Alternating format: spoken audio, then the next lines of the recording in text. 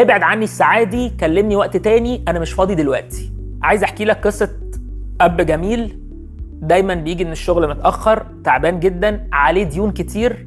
كل ما عياله يجي يكلموه ولا مراته تقول له ازيك عامل ايه، بيقول الجمل دي: ابعد عني الساعة دي، خليها وقت تاني، انا مش فاضي لك دلوقتي.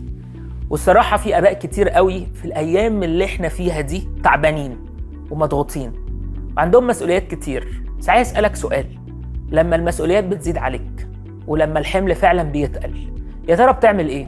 اعرف ناس بتحب تنزل تقعد مع اصحابها على القهوة، واعرف ناس بيحبوا ان هم يفتحوا الانترنت علشان يتسحلوا فيه الاوقات اللي هم قاعدين فيها، واعرف ناس كمان بيروحوا يحكوا مع ناس يقولوا لهم نعملها ازاي، انا يمكن البروجكت بتاعي بيخسر وانا عايزه يكسب الايام اللي جايه، انا يمكن محبط في الموضوع ده، ساعدني ابقى كويس.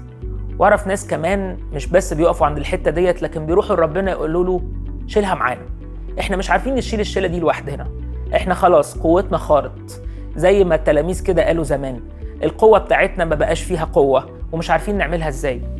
عايز احكي لك قصه كده عن واحد في العهد القديم اسمه داود، انا بحب احكي عنه كتير.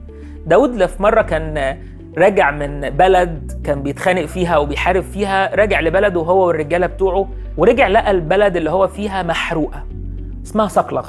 كان متجوز ساعتها 2 اتسابوا وعياله اتاخدوا، والرجاله اللي كانوا معاه دول كلهم اول ما شافوا المنظر بالطريقه ديت مكتوب هموا ان يرجموه. انت متخيل ان اصحابك، الناس اللي حواليك اللي بيحبوك اللي بيشجعوك وواقفين جنبك، عايزين يقتلوك؟ بيعجبني قوي داود في الاكشن اللي اخده، لا قعد يرسل نفسه ولا يقول ليه صحابي عملوا فيا كده، لكن بيقول انه عيط، وانت كراجل محتاج تعيط. وبعد ما عيط وخلص عياط راح قال لربنا اعملها ازاي يا رب؟ داود ما هربش من المسؤوليه.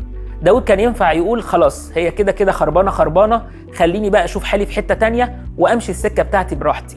لكن داود راح لربنا وقال له اعملها ازاي؟ ولما ربنا اتقابل مع داود قال له روح وهتكسب وهترجعهم كلهم. والحقيقه انه راح، وكانت من اعظم الحروب اللي دخلها داود، رجع بغنيمه غير عاديه وعمل حاجات تقدر تقرا عنها وتنبسط قوي في الكتاب المقدس لما داود راح وحارب واخد ولاده واخد غنيمه وهو راجع من الحرب.